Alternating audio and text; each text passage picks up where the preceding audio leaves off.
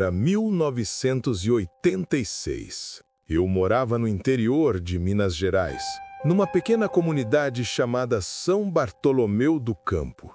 Lugar pacato, poucas casas, todo mundo se conhecia pelo nome. Naquele tempo, a vida corria devagar. O bar da esquina era onde as novidades chegavam, e missa de domingo era onde o povo trocava os rumores. Foi numa dessas noites de sábado, sentado no bar do seu Manuel, que ouvi a primeira vez alguém falar do bicho. Um lavrador chamado Dito entrou esbaforido, jurando que algo tinha rondado o terreiro da casa dele. Disse que não era cachorro nem lobo, porque o que viu tinha o tamanho de um homem, mas caminhava meio curvado e os olhos brilhavam no escuro. A turma riu, dizendo que era cachaça, falando mais alto, mas Dito não estava bêbado. Ele estava pálido, com o chapéu suado na mão e falava olhando sempre para o chão, como quem não queria lembrar. Naquele tempo eu não acreditei, só que de pouco em pouco outras histórias começaram a surgir. Dona Maria perdeu metade das galinhas numa noite. Seu Joaquim encontrou pegadas estranhas perto da porteira. Até os cachorros, que sempre latiam, começaram a se esconder debaixo da varanda. E foi aí que percebi. Ou o povo todo estava ficando maluco, ou tinha alguma coisa estranha rondando São Bartolomeu. Alguns dias depois das conversas no bar, chegou a minha vez de sentir na pele. Era começo de agosto, frio de lascar, e eu tinha ido ajudar meu tio a trazer lenha de uma roça mais afastada. Quando a noite caiu, resolvi voltar sozinho pela estrada velha, um atalho que cortava pelo mato e me deixava em casa mais rápido. A lua estava quase cheia, clareando o caminho, mas o silêncio era pesado. Só se ouvia o vento passando entre as árvores. De repente, escutei um galho seco quebrar atrás de mim. Parei. Olhei para trás. Nada. Segui andando, o passo mais apressado. Poucos metros adiante, o barulho de novo, agora mais perto. Era como se alguém me seguisse, pisando firme, pesado, mas sempre parando quando eu parava. Meu coração começou a bater forte. Resolvi encarar. Virei rápido, tentando surpreender quem fosse. Foi nesse instante que vi, no meio da estrada, um vulto alto, curvado, com ombros largos e a cabeça baixa. Não consegui distinguir bem, mas os olhos eram duas brasas vermelhas brilhando no escuro. Fiquei paralisado, sem saber se corria ou gritava. O vulto soltou um rosnado baixo, grave, que parecia vibrar no meu peito. Mas antes que fizesse qualquer coisa, um carro velho surgiu na curva, faróis acesos. Quando a luz bateu na estrada, o vulto sumiu no mato, rápido demais para ser humano. Corri até em casa sem olhar para trás. Não dormi aquela noite. Eu já não podia rir das histórias que o povo contava. Eu também tinha visto. Na manhã seguinte ao meu encontro na Estrada Velha, fui contar o que tinha visto ao meu vizinho, o Zé Pequeno. Ele era homem vivido, desses que não se assusta com pouca coisa. Quando falei dos olhos vermelhos, ele apenas franziu a testa e disse: "Então agora você também viu." Ele me chamou para ir até a beira do mato, onde os cachorros dele haviam latido a noite inteira. E foi ali que vi as primeiras provas. O chão de terra batida estava cheio de marcas estranhas. Não eram pegadas comuns. Eram compridas, como pés de gente, mas desproporcionais. E no final de cada uma havia riscos fundos, como garras cravadas na lama. "Isso não é de cachorro, nem de lobo", murmurou o Zé, agachado. "Se fosse bicho da mata, eu conhecia." Enquanto examinávamos, uma senhora que passava pela estrada parou e contou que também ouvira gritos na madrugada, como se alguém estivesse chorando de dor, misturado com um rosnado animal. Disse que rezou até amanhecer, porque os cães dela gemiam e não saíam debaixo da cama. Aos poucos, As marcas começaram a aparecer em outras propriedades, perto de galinheiros destruídos, junto a porteiras quebradas, até em quintais. O medo crescia. A conversa no bar já não era de riso, era de desconfiança, de gente que não dormia direito e de crianças proibidas de sair depois do pôr do sol. Foi nesse ponto que uma pergunta começou a circular entre nós, baixinho, quase como um segredo. E se não fosse apenas um bicho? E se fosse alguém daqui? Alguns dias depois das pegadas aparecerem, o assunto tomou outro rumo. Não eram mais só galinhas sumindo ou cachorros mortos. O que aconteceu foi maior. Seu Raimundo, que tinha uma pequena criação de vacas, apareceu desesperado na vila. Ele dizia que, ao amanhecer, encontrou 2 de suas novilhas mortas no pasto. Não tinham sido abatidas como por caçador ou onça. O couro estava rasgado em tiras e a carne parecia ter sido arrancada a mordidas. Ninguém em sã consciência acreditava que um animal comum tivesse feito aquilo. Eu fui até lá com alguns homens para ver. O pasto estava marcado por um rastro de sangue que levava até o mato, como se o bicho tivesse arrastado uma das carcaças. Ao redor, de novo, aquelas pegadas deformadas, fundas, como se o bicho fosse muito pesado. Naquela noite ninguém dormiu. Os homens da vila se juntaram, armados de espingarda de cartucho, facão e até paus com ponta de ferro. A vigília começou. Mas o que mais assustava não era só a violência dos ataques, e sim a sensação de que o bicho parecia escolher o momento de agir, sempre quando a luz estava mais cheia, sempre no silêncio profundo da madrugada. As mulheres cochichavam entre si que aquilo não era apenas um animal, era uma maldição. Um homem que em noites certas virava fera e saía para se alimentar. E a cada ataque, crescia a dúvida que ninguém queria dizer em voz alta. Se era um homem, então quem entre nós carregava esse fardo? Na segunda noite de vigília, nós nos espalhamos pelos quintais. Eu fiquei junto do Zé Pequeno e de mais 2 rapazes, armados com lanternas e uma espingarda véia. O frio era cortante e o silêncio parecia mais pesado do que nunca. Por volta da meia-noite, os cachorros começaram a se agitar. Primeiro um ou outro latindo, depois um coro descompassado, misturado a ganidos de medo.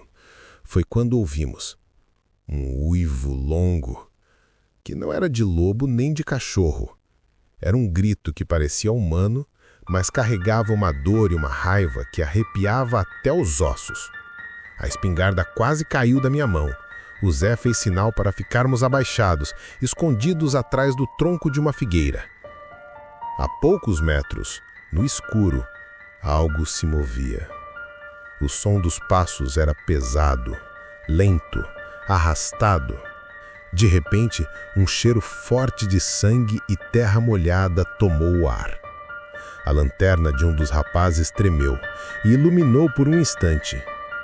Foi o suficiente para enxergarmos um vulto enorme, curvado, com o dorso coberto de pelos desgrenhados. Os olhos refletiram a luz como 2 carvões em brasa. O rapaz não aguentou e disparou a espingarda. O barulho ecoou pela noite. Mas o que ouvimos depois nos deixou em pânico.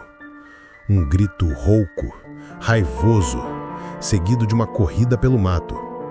Os galhos se quebravam como se um touro tivesse passado. Corremos até onde o tiro havia acertado.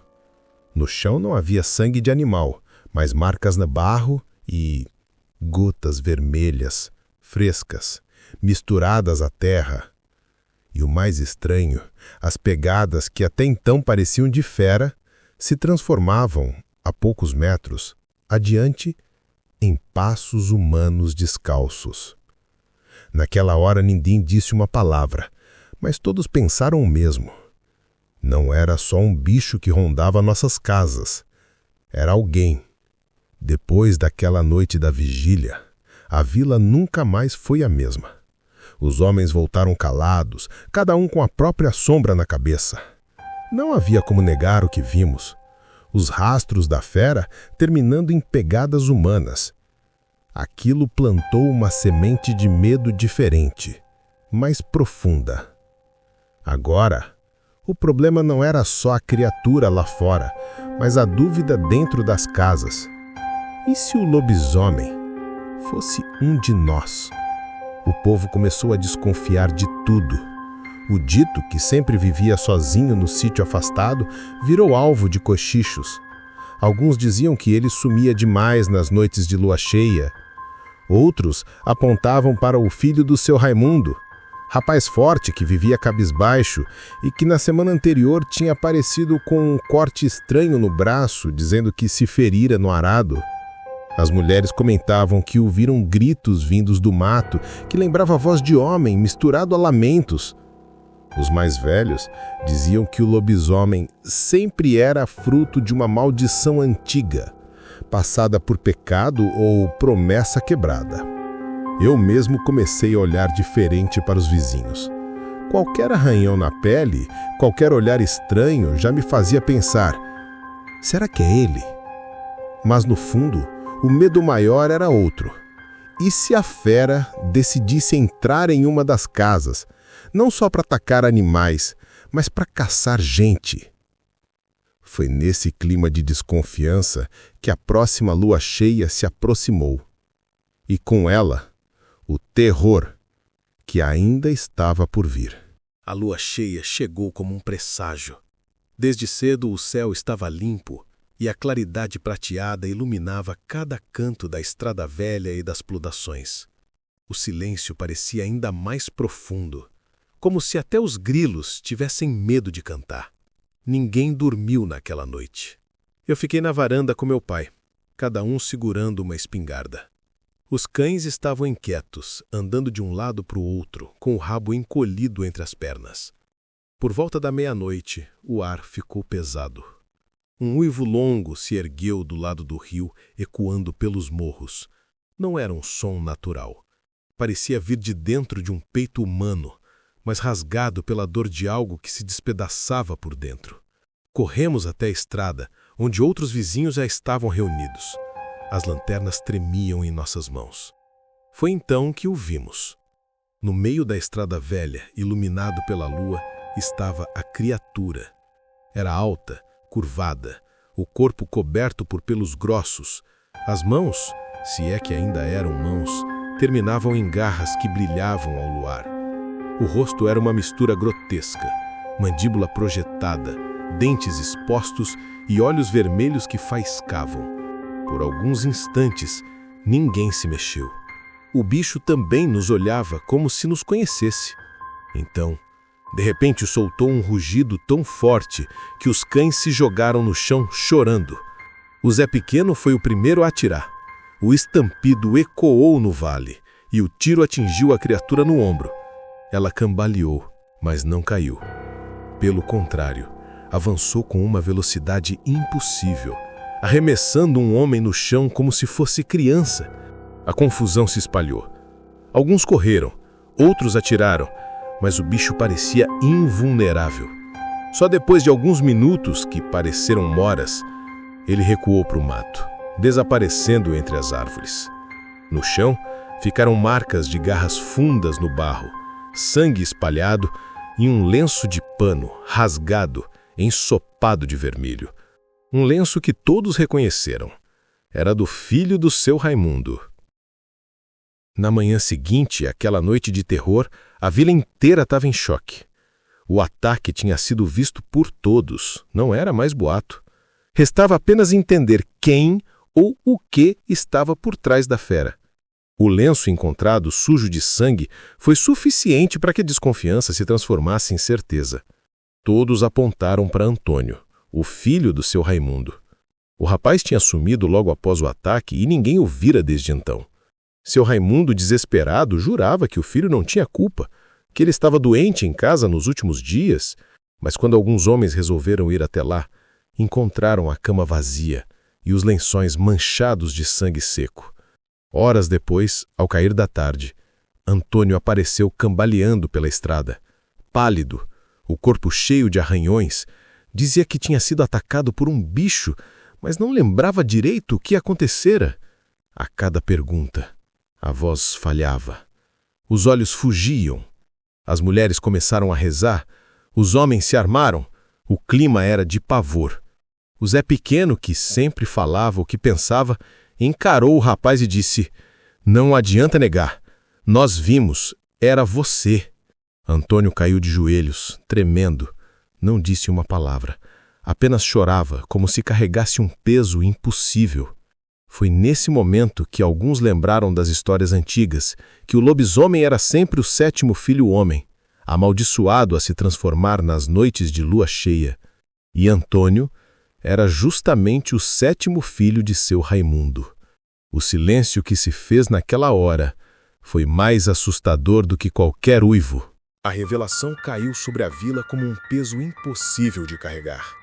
Antônio, o sétimo filho, marcado pela maldição, estava ali diante de nós, um rapaz que conhecíamos desde menino, que crescera correndo pelas mesmas estradas, agora suspeito de ser a própria fera que nos aterrorizava. Ninguém queria tomar a dianteira. Uns falavam em entregar o rapaz às autoridades, outros em acabar com ele ali mesmo, antes que voltasse a se transformar. Mas a verdade é que ninguém tinha coragem de erguer a mão contra alguém da própria comunidade.